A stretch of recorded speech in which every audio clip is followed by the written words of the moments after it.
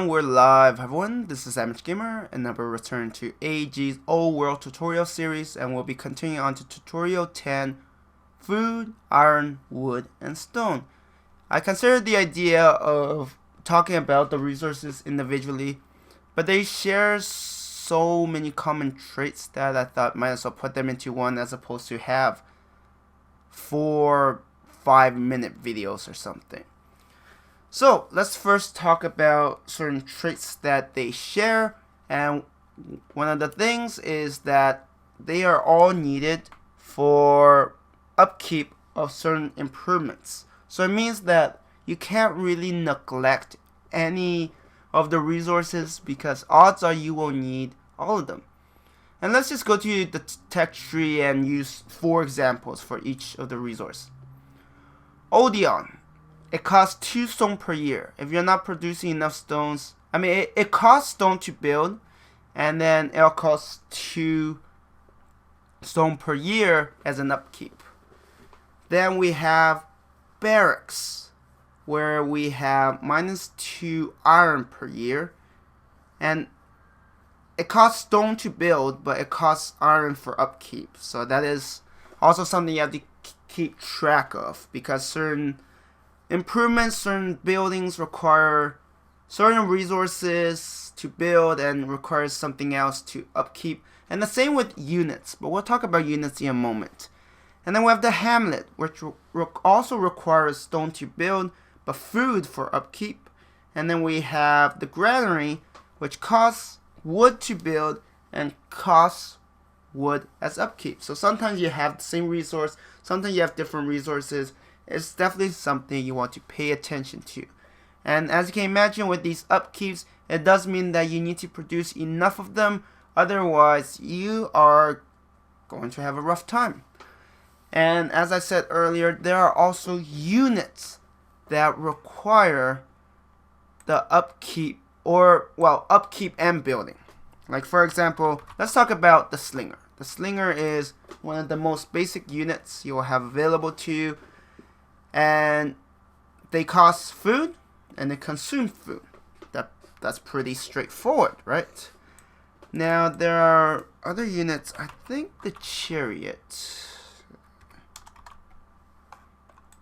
So Chariot, it costs food and wood, and its upkeep requires food. So when producing units, you'll have these different combinations where they cost certain things, consumes other. No different from improvements. So units like Slinger and Chariots require food for upkeep. And then you have something like an Axeman who costs iron and consumes iron, right? And then for wood, now wood is very interesting because early on you'll find that wood is actually one of the harder resources to get. And that's why units like archers are pretty strong, because they cost wood and they consume wood. Now the reason why wood is... So there are a couple ways of getting wood. You can chop down trees to get wood.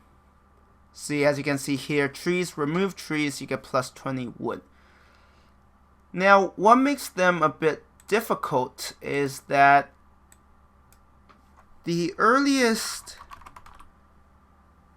building that you can produce wood is a lumber mill, and it requires forestry. And what happens is forestry is kind of far back in terms of technology. I'm trying to remember. And for those curious, there's actually 2 tech trees. Oh yeah, forestry is here. So compared to other technology that you need to get other improvements to gather resources, forestry comes very late. So wood will be one of those resources that you'll find yourself having a shortage of unless you have the right starting position or just the right terrain. But overall, wood is a bit harder to get by than the other ones. Those stone can be tough if you don't have quarries. I mean, if you don't have stone. Is it called stone? I just don't remember. They are quarries is the marble, right? Yeah, if you have marble, it will greatly improve your stone output. Otherwise, yeah, stone and wood are, in my experience, tend to be the two resources that you will have a harder time of gathering. So that's why units like archers that cost wood and has a wood upkeep are generally harder to produce, and that's why they're actually pretty strong until units that are more advanced than them come out. But that's usually the case. But they're usually very powerful, and if you could get a lot of them, you could actually win wars with archers. Now, for stone, there are actually a couple of... Did I spell it wrong? Okay, let's use this unit then. There aren't that many units. Like, most units will use food, iron, or wood, whether it's to build or for upkeep. For stone, you do have siege units like the Auditor, but yeah, because there's so few and they usually are available at a time when you should have a stronger stone income, so odds are this probably isn't an issue. But let's talk about their differences. For food, it's also used for your citizens. They consume food. You don't have food, you are going to have a really bad day. And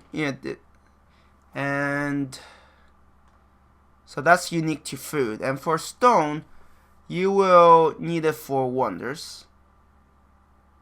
Right? All of these wonders. I don't think there's a single wonder that doesn't require stone. So if you're lacking in stone, you are going to have a rough time. Now, the wonders might require food or iron or wood, but they definitely need stone. And to my knowledge, I think at most they cost 2 types of resources. I don't think there's any that requires 3. So yeah, you can't neglect stone because you need it for wonders, and wonders are important for those victory points. And you also need stone for... Actually, don't have it here. I'm trying to think. There are certain civics that you need for...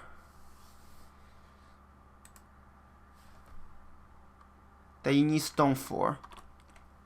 For example, one of the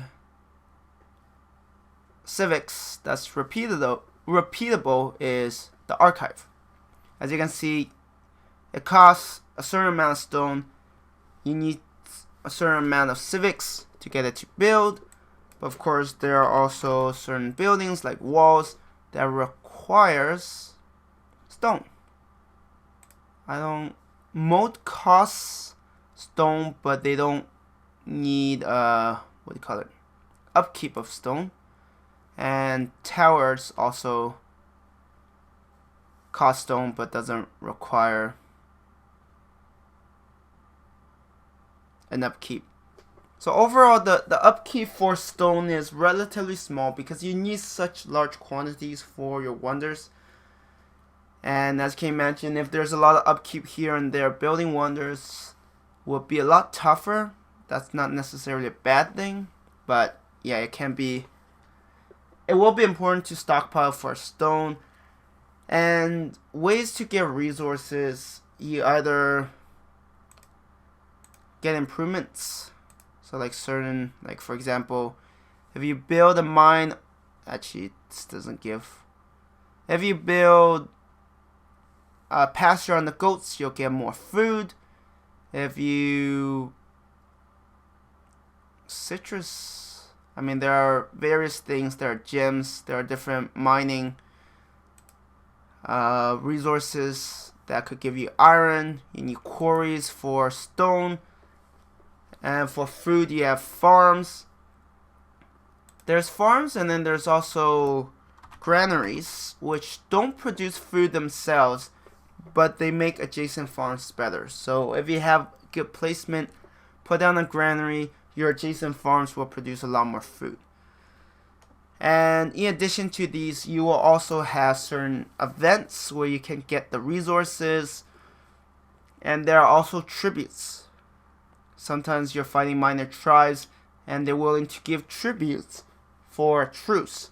So you might get an X amount of iron or food or wood or stone per turn. And there could also be tributes between nations, right? So maybe you have an opponent that has a large military, and they're saying, if you give this tribute, we will not be at war. And maybe you're not ready for war, and you're like, well, this tribute is not great, but it's better than me losing the game now. I'd rather use that to buy me extra turns so I can fight my enemy. And that's about it for these 4 resources that you can also buy with your money if you ever need it. I find that sometimes with wonders, maybe you're just short and you don't want to miss out on the opportunity, so you decide to use your money to buy them, to meet the requirements, build it so that nobody else can take it away from you. And that's important because victory points are how you win most games. I don't know how often ambition victory is the decisive factor, but I know that the fastest is usually the double victory. Wait, why am I talking about victory? Yeah, I'm going off track. Sorry about that. I didn't mean to go off tangent. But yeah, there are these 4 resources. You could buy them, you could sell them if you have excess. And as you can imagine, as you have more upkeep, you'll need more improvements in order to produce enough to make up for it. Overall, it's a important resource management. Oh yeah, you will also get trades. And some of these trades are interesting because you might be giving training or civics for resources. So there are quite a few different methods through events, through the resources, through your improvement. So those are all things you want to watch out for. And if you're paying attention to those, and make sure you have sufficient resource for all 4 of them, you'll be in a much better position and be more geared towards victory than you will otherwise be. Anyways, this is the end of this video. Thank you everyone for watching, and I hope you have a good one. Bye.